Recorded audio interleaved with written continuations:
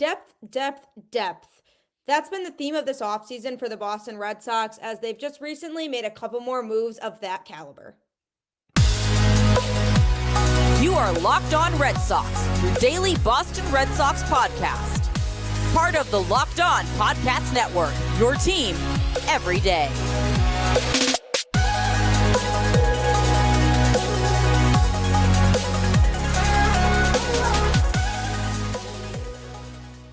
Hello and welcome to Locked On Red Sox, your daily Boston Red Sox podcast, part of the Locked On Podcast Network, your team every day. I'm your host, Gabby, former ESPN social media associate and current host of the Boston Balling podcast, which, by the way, if you are ever interested in hearing about more Boston sports, that's the other show I host, Boston Balling, so check that out. And I am here to share the latest with you in all things Boston Red Sox, Monday through Friday, straight to your favorite podcast feed for free. And who doesn't love free, right? If it's free, might as well try it out. So start your day off the right way with Locked On Red Sox, part of the Locked On Podcast Network, your team every day. Today's episode is brought to you by FanDuel. Make every moment more. New customers, join today and you'll get $200 in bonus bets if your first bet of $5 or more wins. Visit FanDuel.com/lockedon to get started. Hello and happy Friday. You've made it to the end of the week. For whatever reason, this week was such a drag. I have no idea why. It was a long week. I've been waiting for some more moves to be made for the Red Sox, and it hasn't happened. And it doesn't seem like a ton of big moves will be made at this point. But we are one day closer to spring training, and you know what that means. One day closer to opening day. So we're going to be talking about that a little bit later on the show.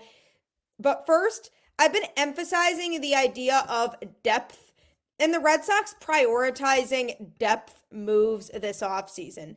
And they recently made a couple moves of that caliber that fit into that mold of the Red Sox focusing on primarily depth moves. So the first move that they made the other day was they reportedly signed former American League Rookie of the Year, Michael Fulmer.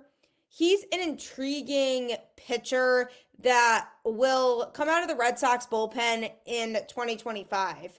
He agreed to terms with the Red Sox. He's a former first-round pick, and he's 30 years old. He's also, though, expected to miss all of the 2024 season after undergoing revision UCL surgery on his right pitching elbow. He was actually named the 2016 American League Rookie of the Year as a starter for Detroit, and he's coming off a pretty solid season with the Cubs. He totaled last season an ERA of 4.42 in 58 outings in Chicago, a year after standing out for both the Tigers and Twins with combined 3.39 ERA in 67 appearances over that time span. So when he was drafted as a first-round pick, that was 2011. He was picked 44th overall, ironically, actually one spot in front of Trevor Story and 4 slots in back of former Red Sox outfielder Jackie Bradley Jr. In 2023, he was particularly effective against right-handed hitters, holding them to a 208 batting average and 640 OPS on base plus slugging.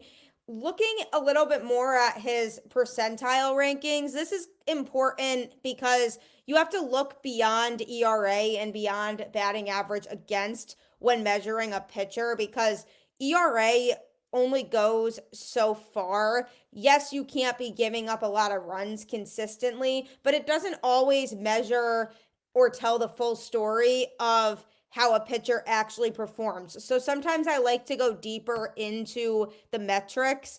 And one thing that stood out to me was that he's in the 92nd percentile for average exit velocity and the 95th percentile for hard hit percentage. He's up there in the great category for those numbers, which is a great sign. And a whiff percentage is another one, 92%. So he's getting a lot of players to just absolutely whiff, swing and miss. His chase percentage could be improved a little bit. Right now it's at 59%, but in terms of league average for some of these numbers, 86.4 for average exit velocity, and he's in the 92nd percentile. So that means that opposing hitters aren't able to hit balls deep as much off of him. And hard hit percentage, hitters are making lighter contact with the ball when they are getting hits against him. So that's definitely a promising sign for the Red Sox bullpen, that he's able to manage his pitch selection and variety to the point where he's fooling hitters, getting them to whiff at the ball. His K percentage overall is 78%. So he gets a lot of swing and misses, which is a good sign. He's getting guys to just absolutely take chances and feel confident that they can hit his pitches, and then they don't. He doesn't give up a ton of walks either. He is about at 11% for his walk rate. He is a pitcher who hopefully will be able to provide some depth for the Red Sox. Essentially, that is what this all means for Boston. It's primarily a depth move. He is somebody who definitely has shown promise when he's been around the league with different teams. What worries me, though, is that 2024 absence that he's going to have due to Tommy John surgery. You never know how a pitcher is going to bounce back after that. We saw it in our very own Chris Sale before he got traded, just wasn't able to really get back to the same pitcher that he was and wasn't able to stay healthy. So my worry would be if he tries to come back in 2025 and bounce back, it might not be the most positive situation.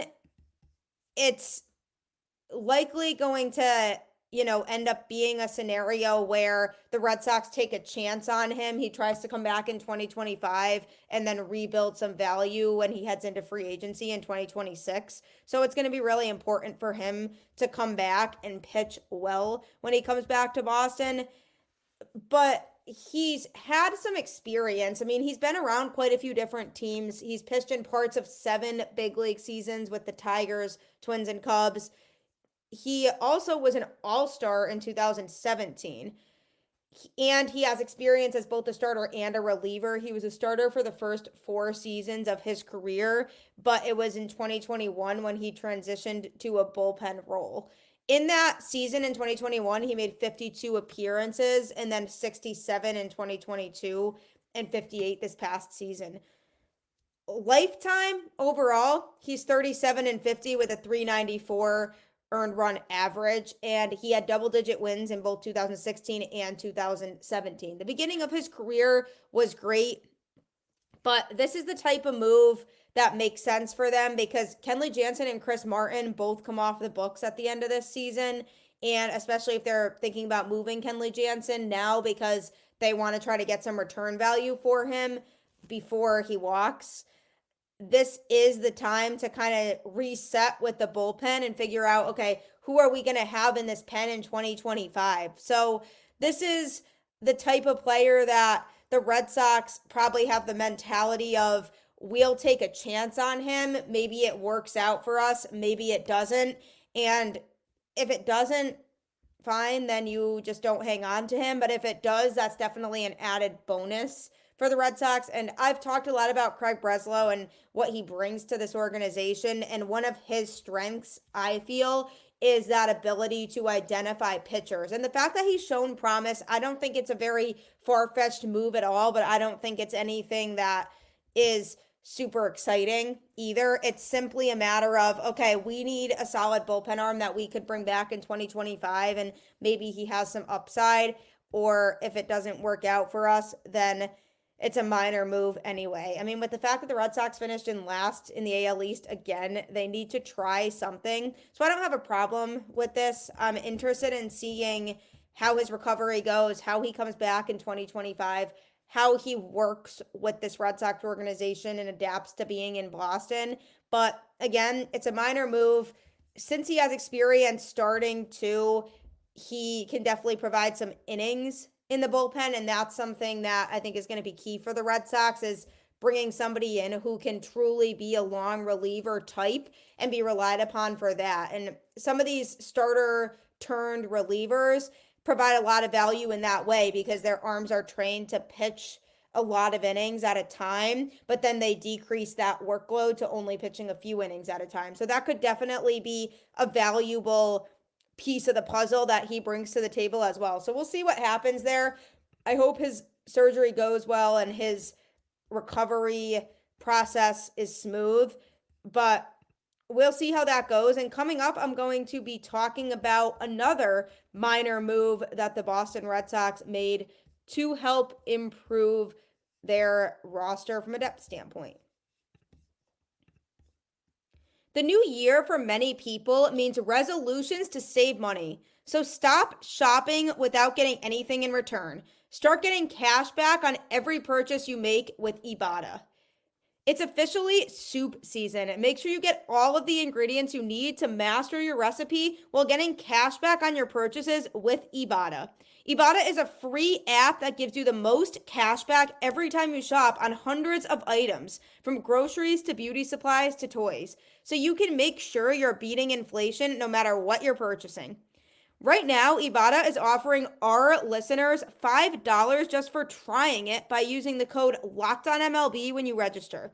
Just go to the App Store or Google Play Store and download the free Ibotta app to start earning cash back and use code LOCKEDONMLB. That's IBOTTA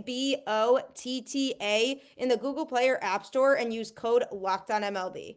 It's a great way to try something new and get that cash back, especially with how expensive groceries are. I mean, I'm not turning down that opportunity for sure.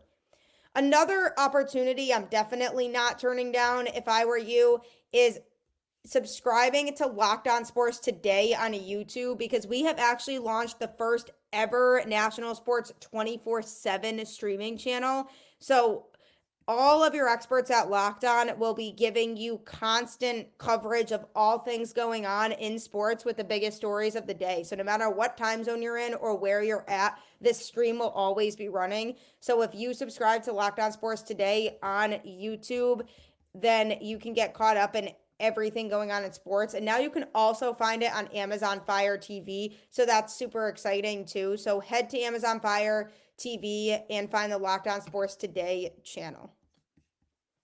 As the Boston Red Sox look to iron out their roster before the season starts, the word depth continues to pop into my head. The Red Sox making a lot of moves to improve themselves at the minor league level or just fill out their roster from a depth standpoint, not as much being aggressive with the big moves. And one move that they made the other day was that they signed former Philadelphia Phillies prospect Dalton Guthrie to a minor league deal.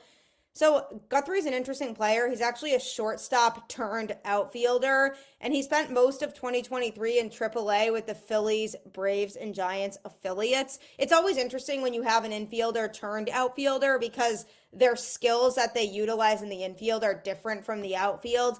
But since he has a background in playing in the infield, it's certainly a depth option. Again, using that word depth for Boston. If somebody in the infield were to get injured, they could call him up to slot into that role and fill in as an infielder if needed. But since he's now an outfielder, the preference would be for him to play there. He came up through the Philadelphia Phillies farm system over the past few years, but also did spend some time in those other two organizations of the Braves and Giants. He's a 28-year-old player. and has 37 games of MLB experience under his belt. So obviously not enough of a sample size at the major league level to really evaluate how he'll be in Boston at that level. But he was selected by the Phillies in the 6th round of the 2017 MLB draft out of Florida, where he actually helped lead the Gators to a College World Series title his junior year.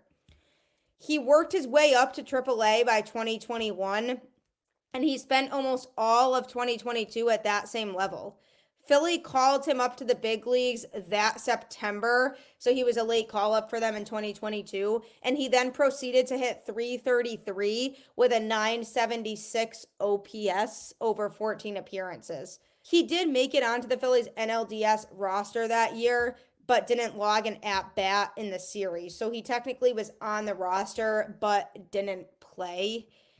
And then in 2023, Guthrie got some more run in the majors. Although his production did fall off then, he only hit .167 with a .494 OPS over 23 games. In June 2023, the Giants purchased Guthrie's contract, only for the Braves to end up claiming him off waivers in July. Neither of those franchises gave him a shot at all in the big leagues. He spent the entire time he was with those teams in the minors.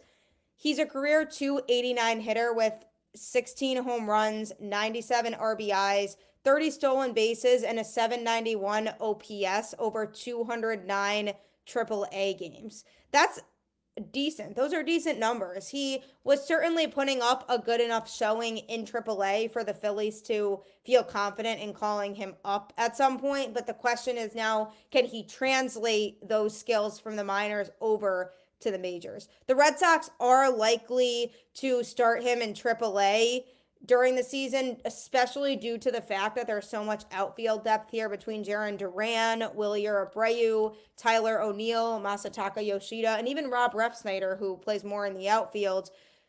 Those are the guys who are projected to be the primary outfielders on the opening day roster and kind of rotating through, giving guys off days when needed. And then Cedar Rafaela will probably spend the beginning of the season in AAA as well, and then maybe get called up later.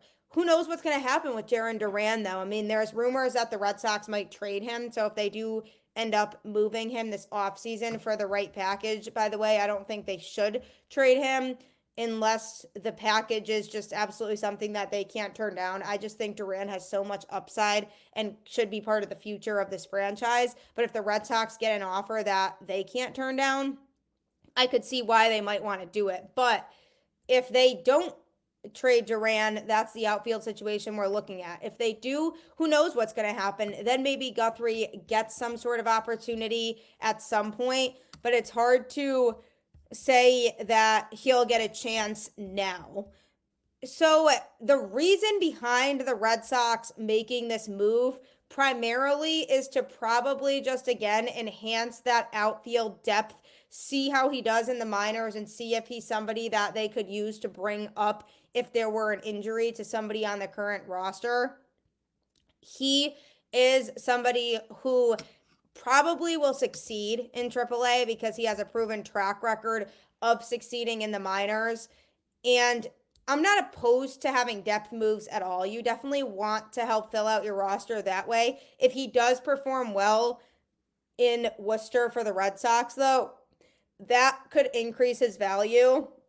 And maybe down the road, the Red Sox pair him up into a trade if they feel like closer to the trade deadline they don't really need him anymore. He's the type of player who's intriguing because he has that AAA upside. Obviously, again, has to translate over to the majors in order for us to feel confident in the signing and it impacting the major league roster. So I don't really anticipate that he'll see time up at the majors unless, again, there's injuries on the roster. He did get invited to spring training as a non-roster invite, so it'll be good for him to kind of get exposed to being down there, being in the Red Sox system, and maybe get himself acclimated. And I say all the time, you can never have too much depth in the system. That's always a good thing.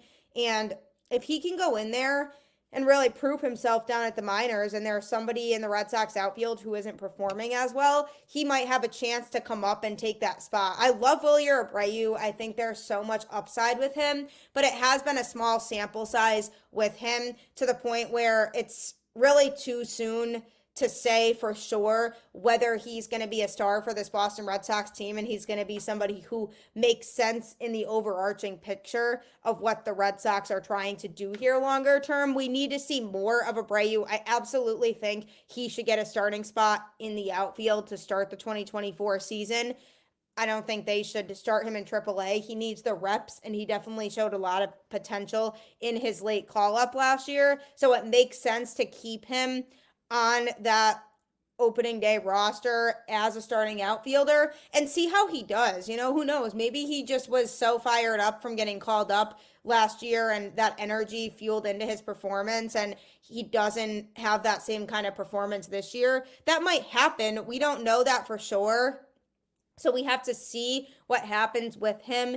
Jarren Duran, hopefully he continues to progress in the direction we saw him progress in last year. But again, you don't know. Tyler O'Neill has had trouble staying on the field the last couple of years due to injuries. So he has to be able to stay healthy. If he's not healthy, that's another factor that comes into play here. So Dalton Guthrie is a player who could help in a lot of different ways, and he could focus on really developing in the minors. And maybe this is an opportunity for him to increase his value and showcase his skills to the point where another team says, hey, we really could use you on our major league roster in the outfield, or he ends up eventually getting his spot in Boston. But either way, another depth move. This is what the Red Sox have been doing a lot of this offseason, but another noteworthy move from the standpoint of the Red Sox could use this player to be kind of on standby per se if somebody were to get injured and they need somebody to step in. So not a bad move, but definitely not a super exciting one again. And coming up, something that is exciting is our countdown to opening day. So I'm going to be getting a little bit into that next. Happy Super Bowl to all who celebrate from FanDuel, America's #1 sportsbook. If you're like me, Super Bowl Sunday is all about scoring the best seat on the couch, grabbing your favorite football snacks, and placing some super bets. The Super Bowl is just so much fun, a great way to get together with family or friends and hang out, watch the game, watch the halftime show, eat some good pizza. My fiance and I actually just placed a big pizza order today to be delivered on Sunday for the game for when we're hosting. It should be a great time, and you can make it an even better time with Super Bowl bets for that day that you like. FanDuel has so many ways for you to end the season with a W, or 2, or 3. Not only can you bet on who will win Super Bowl 58, but FanDuel also has bets for which players will score a touchdown, how many points will be scored, and so much more. New customers, join today and you'll get $200 in bonus bets if your first bet of $5 or more wins. Just visit FanDuel.com/lockedon to sign up. That's FanDuel.com/lockedon. Make every moment more with FanDuel, an official sportsbook partner of the NFL. FanDuel is a great way to win a lot of money and feel like you're mastering your sports bets. So head to FanDuel.com/lockedon today. Also head to Locked On Sports today, which is available on YouTube or Amazon Fire TV. Locked On has launched the first ever national sports 24/7 streaming channel. Locked On Sports Today is here for you 24/7, covering the top sports stories of the day with the local experts of Locked On, plus our national shows covering every league. Find the Locked On Sports Today channel now on Amazon Fire TV or subscribe on YouTube. It's very exciting for Locked On because we're the only network that has this. Nobody else does it, but you can stream it at any time for free, live, get caught up in everything going on in sports. So it's totally worth it. So subscribe to Locked On Sports today. We are officially 48 days away from opening day. Once you get past the 50 mark, it's like, okay, now I feel like we're really starting to get there. And my soon-to-be mother-in-law actually brought up that it's almost March already because February is a short month. March just comes quick. So before you know it, opening day will be here, and that's definitely exciting. I miss baseball, no matter what the Red Sox have done, and especially with how underwhelming this offseason has been overall. It's just felt like an absolute drag, and I think for every baseball fan out there, I can say we want baseball back. So 48 more days, and because of that, I want to go into one of the best Red Sox players by uniform number and who wore number 48. Number 48 for the Red Sox, a memorable player, is Lee Smith, a Hall of Fame closer who called Boston home from 1988 to 90, saving 58 games and notching a 304 earned run average in 139 appearances. Lee Smith was an intriguing player. He played 18 years in MLB for 8 teams, serving mostly as a relief pitcher, and was just an absolutely dominant closer, and was also the first pitcher to reach 400 saves. He additionally held the major league record for career saves from 1993 until 2006, when Trevor Hoffman passed his total of 478.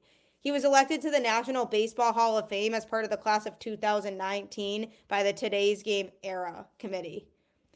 After his playing career, too, he actually worked as a pitching instructor in minor league baseball for the San Francisco Giants, and then served as the pitching coach for the South Africa national baseball team in the World Baseball Classics of 2006 and 2009.